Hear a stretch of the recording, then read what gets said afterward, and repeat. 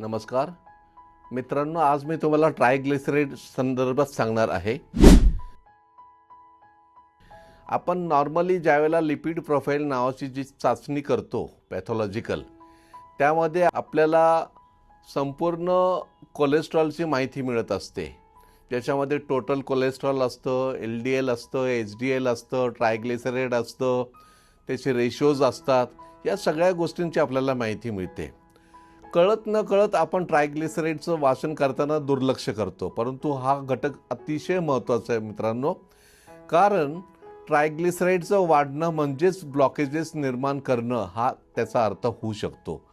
याकरता junk food, जेवणामधली साखर, जास्त गोड पदार्थ खाणं, तेलकट पदार्थ खाणं, तुपकट पदार्थ खाणं, योग्य वेळी व्यायाम न करणं, आपली जीवनशैली बिघडवणं, हे सगळं जे आपण ज्यावेळेला व्हायला लागतं त्यावेळेला कळत न कळत आपल्या रक्तवाहिन्यांमध्ये ट्रायग्लिसराईड वाढायला लागतं, रक्तामध्ये ट्रायग्लिसराईड वाढायला लागतं।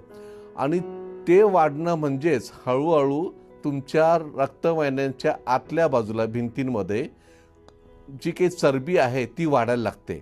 आणि ही चरबी ज्यावेळेला वाढते त्यावेळेला त्याचं परिवर्तन ब्लॉकेजेसमध्ये होतं। आणि मग अशा वेळेला आपल्याला ट्रायग्लिसराईडचं महत्त्व कळतं की ट्रायग्लिसराईडला आपण कंट्रोल केला तर आपण आपल्या होणाऱ्या ब्लॉकेजेसपासून स्वतःचं रक्षण करू शकतो। बऱ्याच वेळेला गैरसमज होतो की ट्रायग्लिसराईड वाढलं म्हणजे मग मला छातीत जळजळ होते किंवा छातीमध्ये भरल्यासारखं होतं। बिलकुल नाही, असे कुठलेही लक्षणं ट्रायग्लिसराईड वाढल्यानंतर दिसत नसतात। आणि म्हणून मित्रांनो, आपलं वजन ठीक आहे अशा आविर्भावात राहू नका। त्यासाठी नियमित लिपिड प्रोफाईलची टेस्ट करत चला, म्हणजे आपल्याला ट्रायग्लिसराईडचं पर्सेंटेज कळतं आणि त्यानुसार आपण सावधपणे आपलं पाऊल आपण उचलू शकतो। मित्रांनो, सारांश, तुमच्या ताटातलं साखरेचं प्रमाण तुम्ही जर कमी केलं तर उद्याचं वाढणारं ट्रायग्लिसराईड तुम्ही वाचवू शकतात।